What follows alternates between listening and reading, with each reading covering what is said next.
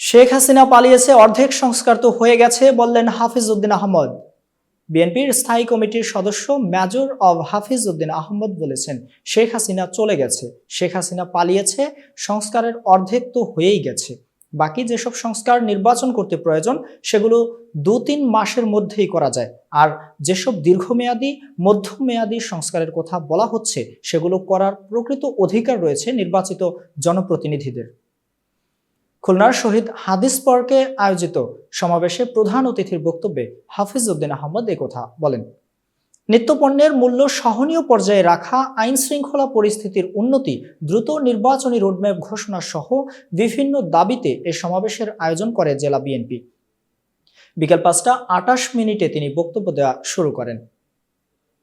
এতক্ষণ বার্তা বৈঠকের সাথে থাকার জন্য ধন্যবাদ। নতুন নতুন তথ্য সংবাদ পেতে বার্তা বৈঠকের ইউটিউব চ্যানেল এবং ফেসবুক পেজের সাথেই থাকুন।